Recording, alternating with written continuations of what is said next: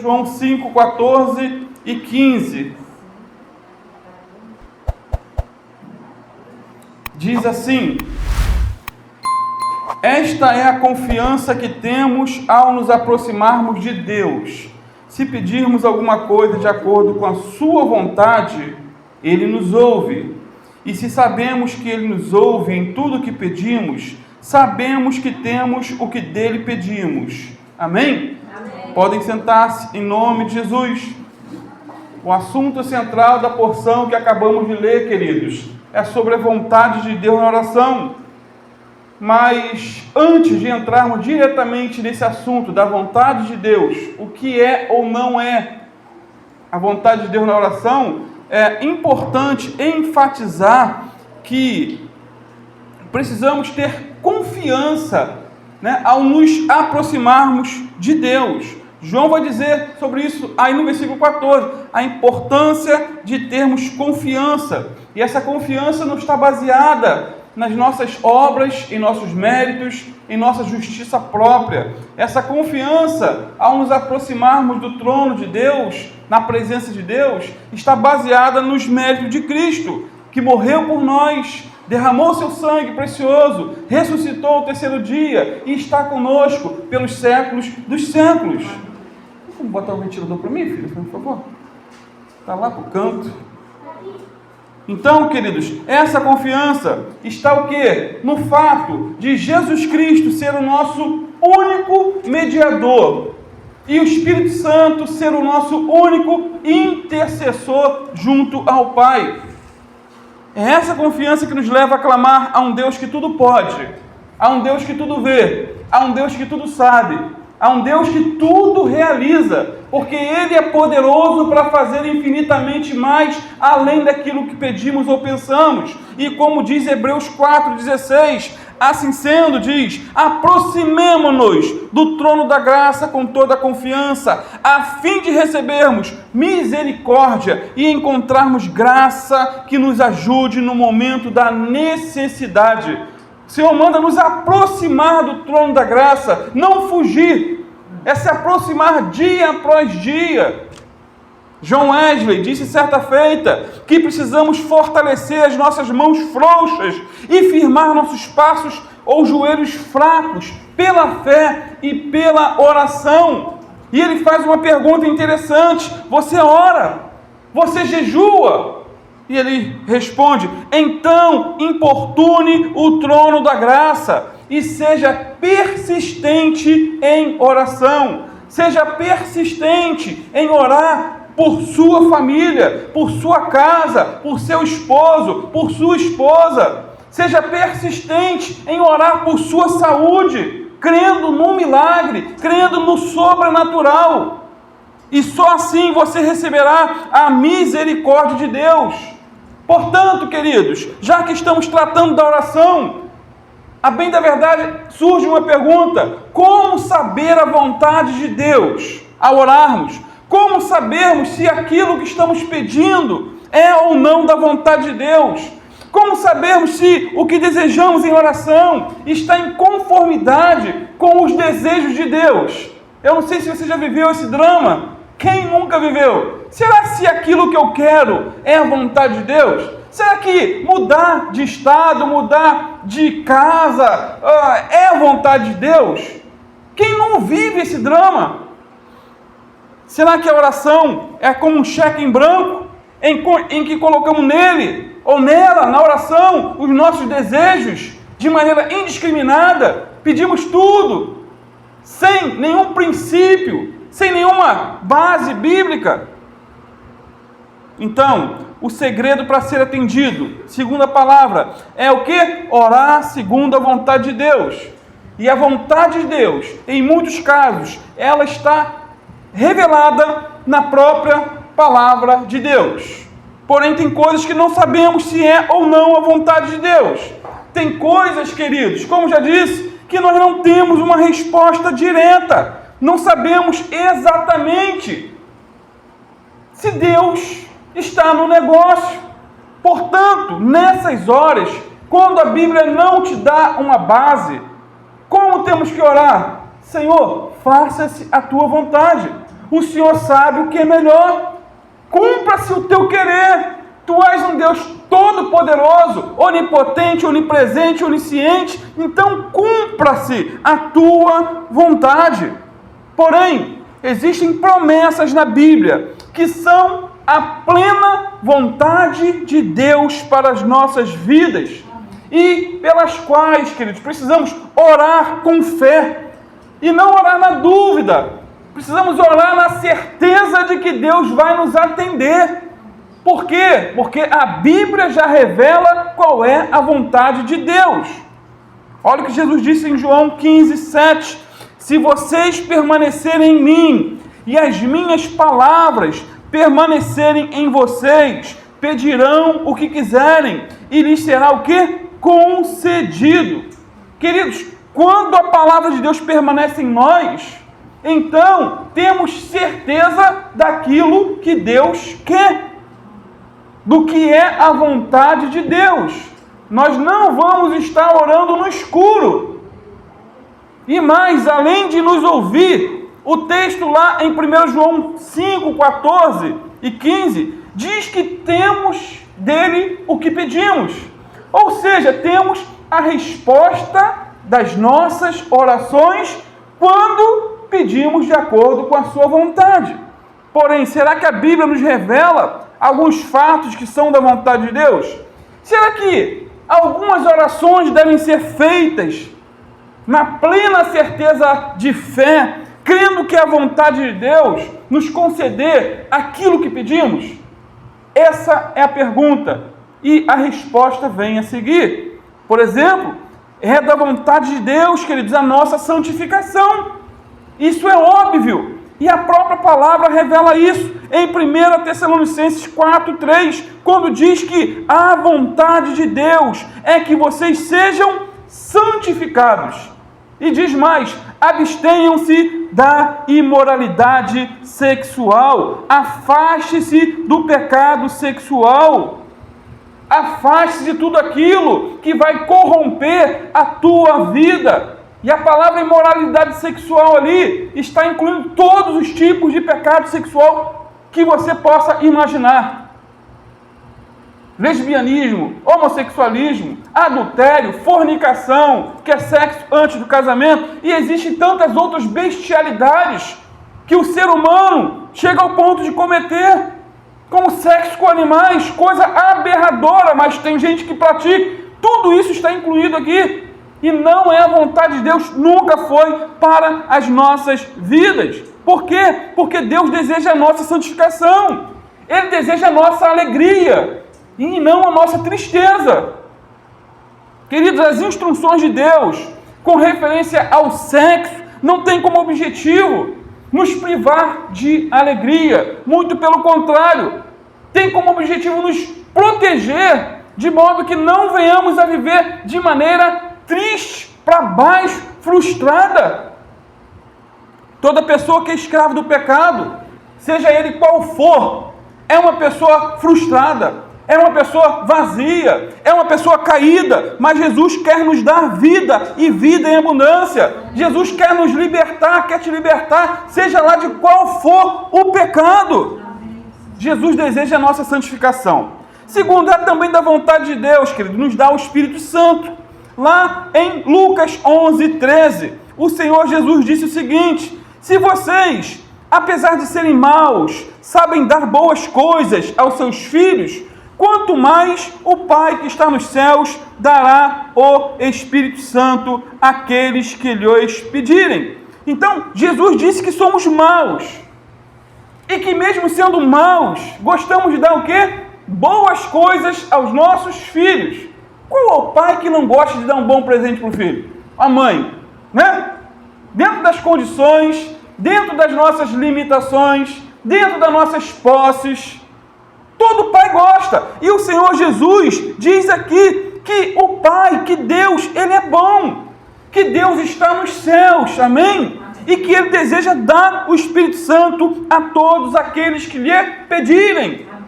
Então isso é a plena vontade de Deus, nos dá mais e mais da presença do Espírito Santo.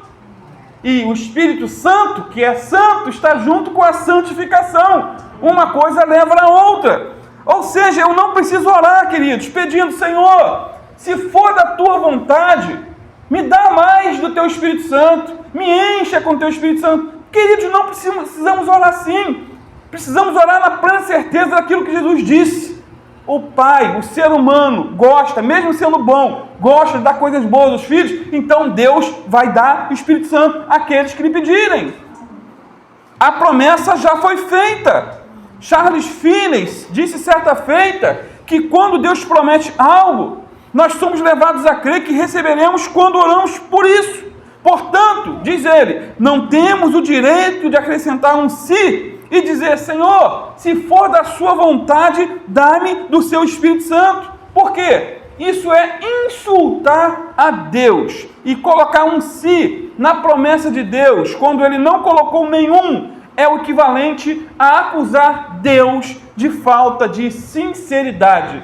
E Deus não tem esse problema. Deus não é insincero. Ele é fiel. Aquilo que ele prometeu, ele cumpre. Por outro lado, queridos, é bem verdade que antes de pedirmos para sermos cheios do Espírito Santo, precisamos pedir que ele nos esvazie de nós mesmos. Como já dizia D.L. Moody, antes de pedirmos que Deus nos encha, devemos pedir que ele nos esvazie. No momento em que nossos corações forem esvaziados de pecados sexuais, de orgulho, egoísmo, da inveja, da maledicência, falar mal dos outros, falar mal do vizinho, da ambição, da murmuração, do interesse próprio, da avareza. O que é avareza? Desejo de ter mais e mais e mais e mais. E de todo tipo de pecado que é contrário à vontade de Deus. O Espírito Santo, depois disso tudo, ele virá e encherá o nosso coração. Na verdade, queridos, muitos de nós clamamos a Deus para sermos cheios do Espírito Santo, quando já estamos cheios de outras coisas. Então, Deus dá o Espírito Santo àqueles que lhe pedem. Essa é a vontade de Deus. Porém, precisamos preparar o caminho do Senhor. Precisamos tirar tudo, com a ajuda do Espírito Santo, tudo aquilo que tem sido um empecilho, que esteja entulhando os poços. Terceiro, queridos, é a vontade de Deus salvar os perdidos. É a vontade de Deus salvar os perdidos. Em Lucas 19:10, Jesus revelou a vontade de Deus, dizendo que ele veio buscar e salvar o que se havia perdido. Você crê que Jesus veio salvar o perdido? Independente qual seja a pessoa, independente de qual grau de perdição que alguém esteja envolvida, Jesus não tem prediletos, queridos. Não tem prediletos. Ele não quer que ninguém se perca. Ninguém. Mas que todos venham ao pleno conhecimento da verdade. Inclusive você. Ele não quer que você se perca eternamente, mas que tenha um encontro com Ele. George Miller foi um homem de oração. Viveu para Deus, respirou para Deus. E ficou 52 anos orando por 2 filhos de um amigo. Ele orou, clamou, intercedeu, buscou. E os 2 não se convertiam. Só que, quando George Miller morreu, um dos quais ele orava se converteu. Uma semana depois, o segundo também se converteu, para a glória de Deus. Por quê? Porque ele insistiu. Então você não precisa orar: Senhor, se for da tua vontade, salva meu marido, meu filho. Se for da tua vontade, salva meu pai, minha mãe. Meu amado, é a vontade de Deus. Você não precisa botar um "se" aonde Deus não bota um "se". Você pode orar: Senhor, em nome de salva meu pai. Podemos repetir a oração lá de Jeremias: salva-me e serei salvo, sara-me e serei sarado. Senhor, salva meu pai e ele será salvo. Envie alguém no trabalho, algum amigo, alguém que tenha mais liberdade, mais acesso para pregar o evangelho para ele, porque às vezes é uma barreira, queridos, principalmente da nossa família.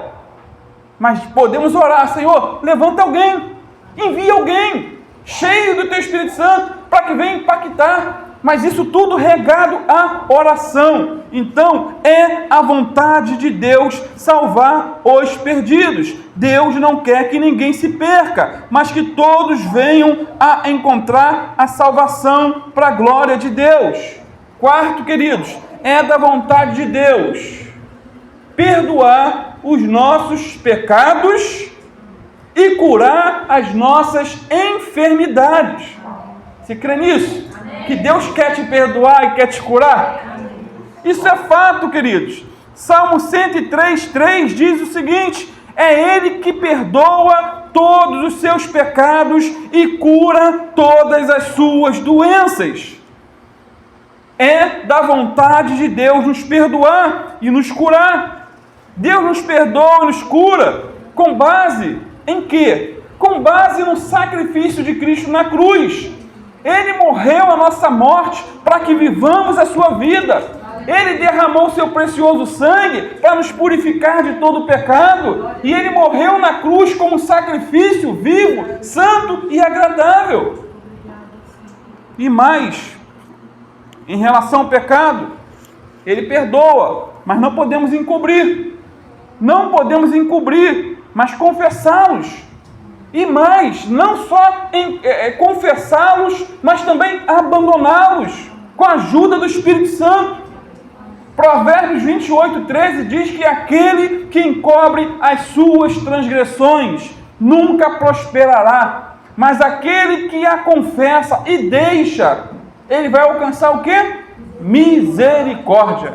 Quem quer misericórdia aqui? Eu quero. 1 João 1,9 diz que se confessarmos nossos pecados, Jesus é fiel e justo para nos perdoar os nossos pecados e nos purificar de toda injustiça. Sendo assim, é da vontade de Deus perdoar pecados, pois Jesus foi aquele que não cometeu pecados, não errou, em tudo foi tentado. Você pode imaginar que Jesus foi tentado em tudo e não pecou? E que nós somos tentados em pouco e muitas vezes pecamos. Mas Jesus foi tentado em tudo, mas Ele morreu na cruz por nossos pecados em nosso lugar. Então, o perdão que usufruímos custou a vida do Filho de Deus. Isso é graça, isso é misericórdia, isso é favor. Porém, não podemos abusar, queridos. Não podemos abusar, aqui vai o detalhe, nem da graça, nem do favor e nem da misericórdia de Deus. Deus tem perdão para nos dar, mas não sabemos quando a paciência de Deus vai se esgotar. Até para Deus, paciência tem limite. Até para Deus, paciência tem limite. A Bíblia fala de um homem chamado Belsazar. Belsazar foi filho de um rei chamado Nabucodonosor. Nabucodonosor era um homem orgulhoso, soberbo, cheio de si, cheio de eu. Por causa do seu orgulho, Deus fez com que ele ficasse literalmente louco. Ele foi tirado do mundo dos homens e levado para o mundo dos animais. Passou a comer capim como boi.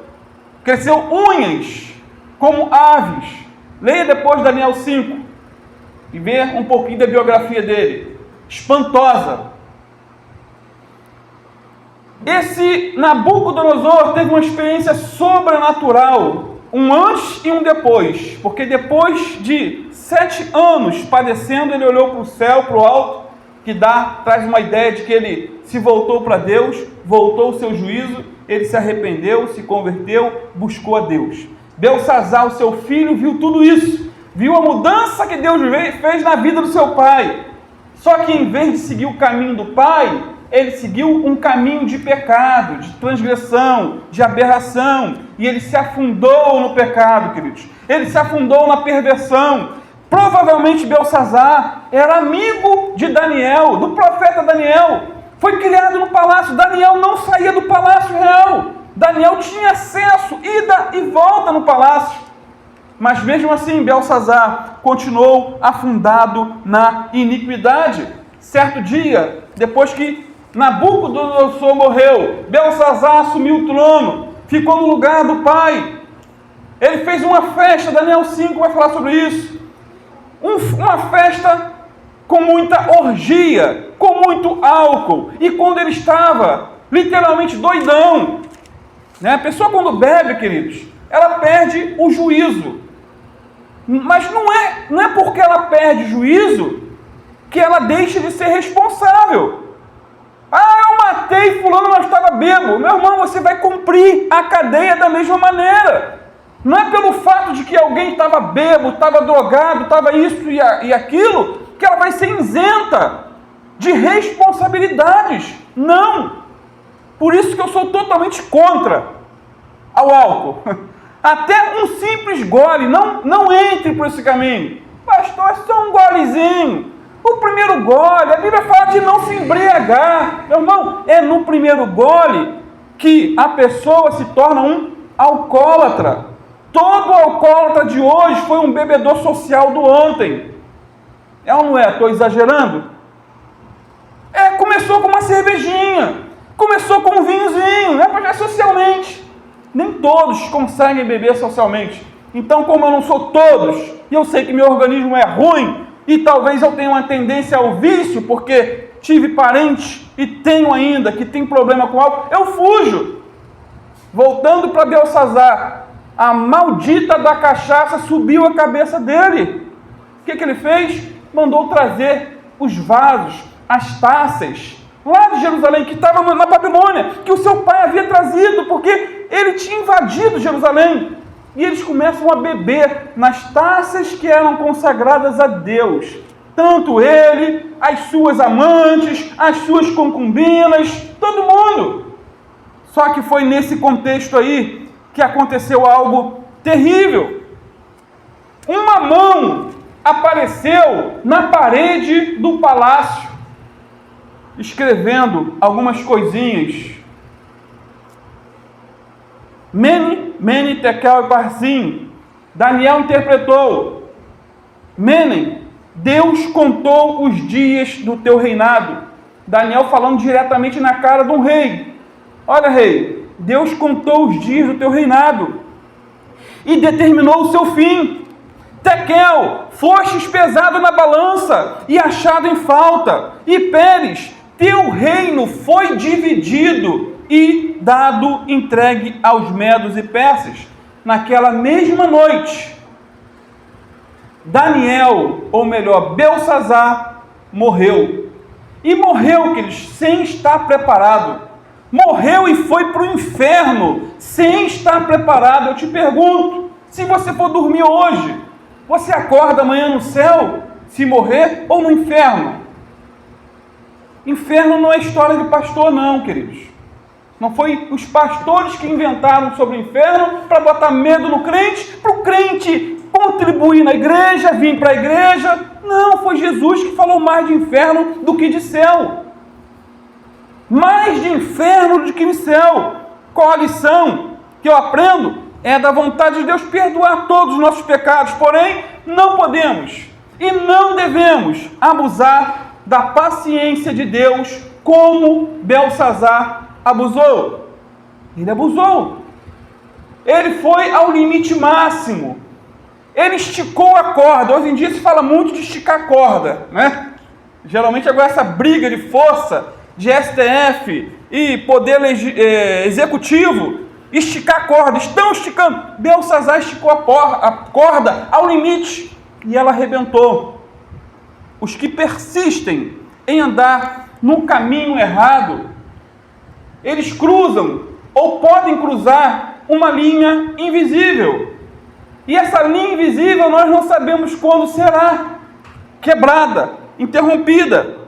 Sturgeon Eliot diz que há uma linha invisível que separa a paciência de Deus de sua ira. E pode chegar um dia que alguém ultrapasse essa linha e Deus diga: basta, acabou, não tem mais jeito. Queridos, não há um caminho especial que conduza para o inferno, não. É necessário apenas permanecer por muito tempo no caminho que você está seguindo sem se arrepender. E você vai parar no inferno. Fez lembrar de um rico que tinha um chofé crente. E o rico perguntou para o chofé que era crente: como que eu faço para ir para o inferno rápido?